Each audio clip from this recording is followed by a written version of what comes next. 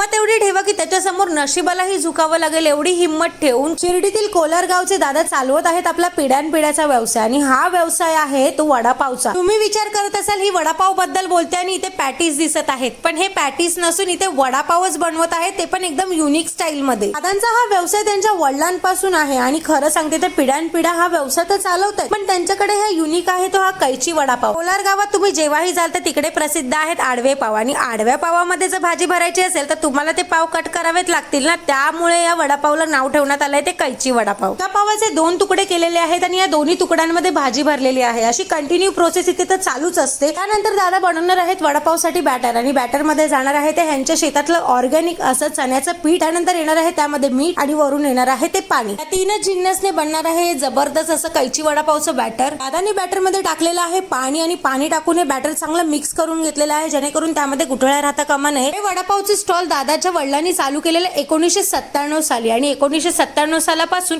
ते आपल्या हातची चव कोलार गावातल्या लोकांना आता देत आहेत, पण शिर्डीवरून शनी शिंगणापूरला जाणारी लोकही इथे गाडी थांबवून आवडीने हा कैची वडापाव टेस्ट करतात, कारण की हा गरमागरम वडापाव इतका टेस्टी लागतो ना। तुम्ही एक जर वडापाव खायला थांबाल तर नक्की तिथे तुम्ही 2 नाही तर 3 वडापाव तर खालच आणि ह्यांची चटणी इतकी उत्तम असते ना की जगात भारी। दादांनी इथे वडे तळायला घेतलेले आहेत, तुम्ही बघितलात एका मागोमाग एक असे वडे या तेलामध्ये येतच आहेत, म्हणजे एका टायमाला 50 वडे तरी या तेलामध्ये जातात। आता तुम्हाला बघून वाटत असेल हे वडे आहेत की पॅटीस, हा तुमचा गोड गैरसमज आहे। इथे हे वडे तळले जात आहेत आणि वड्यांचा आकार पॅटीस प्रमाणे आहे, मग ते बघायला पण सगळ्यात भारी वाटतं। पण तुम्हाला माहिती आहे का वडे तळताना आणि वड्यांच्या वासाने ना अक्षरशः मला तोंडाला पाणी सुटलेलं, कारण की दुपारची टाइम होती आणि कडकडून भूक लागलेली आणि अशा कडकडून भूक लागलेल्या अवस्थेत जर तुम्हाला एक वडापाव मिळाला तर तुमचं मनही भरणार नाही आणि पोटही। म्हणून मी वाट बघत होती की कधी इथे वडे तळून होत आहेत आणि कधी मला खायला मिळत आहेत ते, पण माझी आतुरता अजून थोडी लांबवणार आहे, कारण की एका टायमाला 50 वडे म्हणजे तळायला किती टाइम लागत असेल। दादाने इथे हलक्या हाताने वडे परतायला घेतलेले आहेत, तुम्ही बघितलात वडे तळताना त्याचा गोल्डन ब्राऊन जो रंग झालेला आहे ना, ओ हो बघूनच एवढं भारी वाटत होतं ना। आणि अक्षरशः अजूनही मी शॉक होते की मी असा त्रिकोणी वडापाव खाणार आहे, पण हा वडापावच युनिक आहे, कारण की मी जिथे उभी होती माझ्या पाठी होती तुडुंब गर्दी हा गरमागरम वडापाव खाण्यासाठी। शिर्डीमध्ये राहणारे असाल किंवा तुम्ही शिर्डी फिरायला जाणारे असाल, तुम्ही जेव्हाही शिर्डीला जाल तेव्हा नक्की कोलार गावला गेला तर छत्रपती शिवाजी महाराजांच्या चौक आहे, तिथे या दादांचा आहे स्टॉल आणि त्यांच्याकडे मिळतात हे गरमागरम वडे आणि वडे पण असे ना की वडे गरमागरम काढले की लगेच संपून जातात आणि हीच खरी तर मजा आहे यांच्या वडाची आणि चटणीची। आणि चटणी पण अशी आहे ना की तुम्ही खाल आणि पार्सलही घरी घेऊन जाल, एवढी बेस्ट चटणी यांच्याकडे मिळते। तर बघितलं तिथे आपले गरमागरम वडे तयार झालेले आहेत आणि आता माझी आतुरता संपलेली आहे, कारण की इथे आपल्याला असा वडा कटिंग करून दिला जातो। वड्याबरोबर दिली जाते ती ह्यांची स्पेशल अशी झणझणीत चटणी आणि त्याबरोबर येते आपली तिखट लवंगी मिरची,